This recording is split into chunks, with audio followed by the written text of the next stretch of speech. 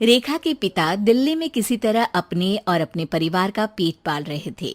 पर एक दिन, अरे रमेश, तुम्हारी बेटी के तो समझो भाग्य ही खुल गए। वकील लड़के का रिश्ता आया है। अरे वाह, कब करना चाहते हैं शादी? वो लोग तो जल्द से जल्द ही करेंगे। बाकी शाम को मैंने रेखा को देखने के लिए बुला लिया है। तेरा घर छोटा है तो तुम लोग मेरे घर ही आ जाना। राकेश और उसकी बीवी सारी तैयारी के साथ रोहित और रेखा की शादी कर देते हैं। लेकिन अगले ही दिन, देखो रेखा, शादी भले ही हो गई है, लेकिन तुम ये मत सोचना कि मैं किसी जोरू के गुलाम टाइप रहूंगा। रेखा को रोहित की बात अजीब लगती है। मैं ये तो सोच भी नहीं सकती और ना ही चाहती हूँ, लेकिन शादी के अगले ही दिन इस तरह की बात की उम्मीद भी नहीं थी। रोहित रेखा के मुंह से ये बात सुनकर गुस्सा हो जाता है। अरे, काफी जबान भी चला लेती हो। माँ ने सिखाया नहीं कि पति से कैसे बात करते हैं? रेखा अब चुप रहने में ही भलाई समझती है। रेखा, जल्दी से नाश्ता तैयार कर लो। आज पहला दिन है, सारे काम तुम्हें समझा दूंगी। ये नौकरानी है जो तुम्हें बता देगी कि कैसे कैसे क्या करना है। फिर इसकी कल से छुट्टी है। रेखा भी ससुराल में जी जान लगाकर काम करने लगती है। खाली समय मिलता तो पति के वकालत की किताब उठाकर पढ़ने लगती। ये क्या, जब देखो तब पढ़ती रहती है। अच्छा सुन, कल पिता के घर से 20,000 रुपये लेकर आना। मेरे छोटे बेटे की फीस भरनी है। लेकिन पापा क्यों भरेंगे उसकी फीस? अरे वाह जी वाह, पापा क्यों भरेंगे? तो ये बता, हम क्यों रखेंगे तुझे यहाँ? क्यों खाना देंगे फ्री में? अरे, क्योंकि मैं बहू हूँ इस घर की। तभी वहाँ रोहित आ जाता है। अरे वाह, बड़ी जबान चला रही हो। चुपचाप माँ जो कह रही है वैसा कर, वरना सामान उठा और जा अपनी झोपड़ी में।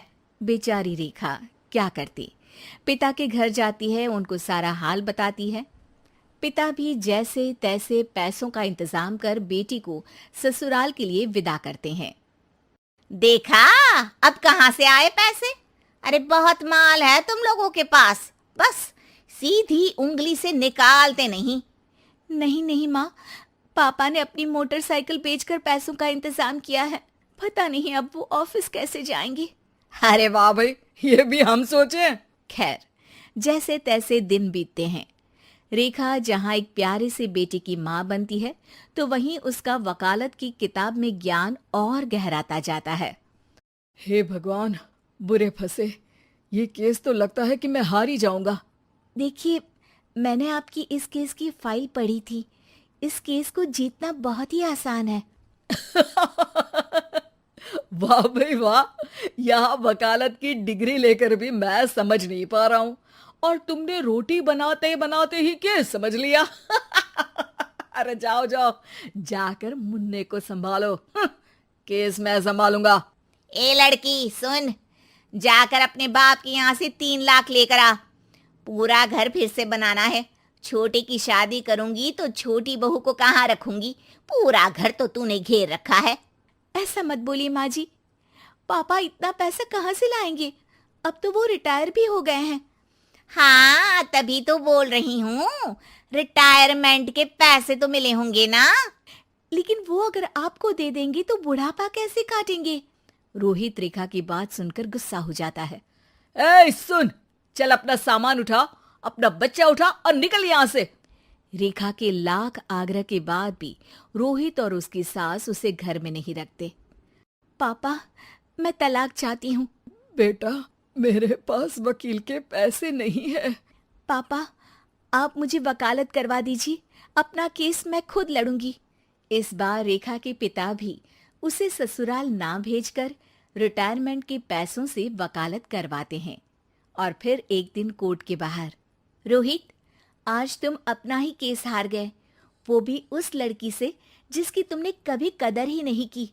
रेखा, मुझे माफ कर दो। मैं इतनी बड़ी अमाउंट कहाँ से लाऊंगा? मैं हर महीने पैसे नहीं दे सकता तुमको। पैसे वहीं से लाना जहाँ से तुम मेरे पापा को लाने के लिए मजबूर करते थे।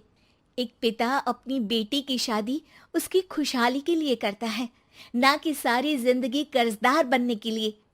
अरे, मेरे ही बेटे की किताब पढ़ पढ़ कर ज्ञान बांट रही हो।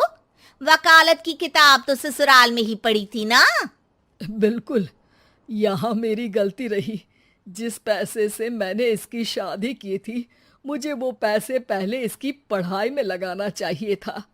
और आज रेखा एक जानी मानी वकील के रूप में काम कर रही है।